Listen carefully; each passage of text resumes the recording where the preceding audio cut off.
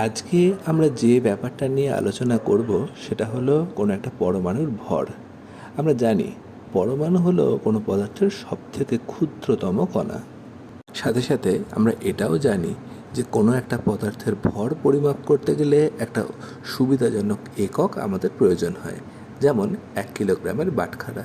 আমরা যখন কোনো জিনিস কিনতে যাই তখন এই 1 কিলোগ্রামের বাটখারার হিসাবে সেই বস্তুটা কত কেজি সেটা আমরা ওজন করে দেখে নিই। তাহলে খুব সহজ ব্যাপার হলো যে পরমাণুর ভর মাপার জন্য এরকম একটা সুবিধাজনক একক আমাদের প্রয়োজন, কি তাই তো?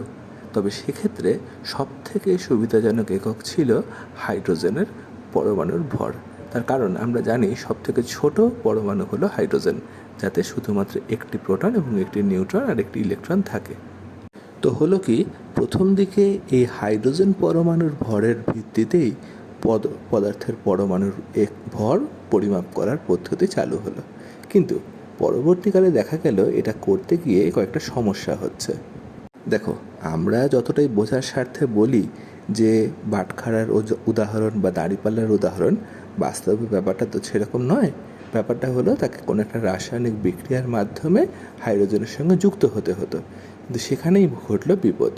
হাইড্রোজেনের স্কেলে যদি আমরা কোনো পরমাণুর ভর পরিমাপ করা হয় তাহলে বেশিরভাগ ক্ষেত্রেই সেটা ভগ্নাংশ এবং অনেক ক্ষুদ্রতম ভগ্নাংশে আসছিল, যেটা দিয়ে বাস্তবিক জীবনে পরিমাপ করা খুব কঠিন হয়ে উঠল। আর সাথে সাথে তাতে ভুলের সম্ভাবনা অনেক বাড়তে থাকলো। সেই কারণেই হাইড্রোজেনকে প্রতিস্থাপিত করে আরেকটি সুবিধাযোগ্য একক প্রয়োজন হয়ে পড়ল। আর সেই খোঁজ থেকেই 1961 সালে ইউপ্যাকের রেকমেন্ডেশন অনুসারে কার্বন 12 পরমাণুর ভিত্তিতে পারমাণবিক ভর মাপা শুরু হয়। তাই বর্তমানে কোনো পরমাণুর ভর বলতে সবথেকে সুবিধাজনক এবং গ্রহণযোগ্য যে সংজ্ঞাটা পাওয়া যায় সেটা হলো সেই পরমাণুর ভর কোনো কার্বন পরমাণুর ভরের 1/12 অংশের তুলনায় যত গুণ ভারী তাকেই বলা হবে সেই পরমাণুটির ভর। এবার তোমরা নিশ্চয়ই বুঝতেই পারছো হাইড্রোজেনের একটা পরমাণুর ভর কত? 1.673 × 10⁻24 গ্রাম।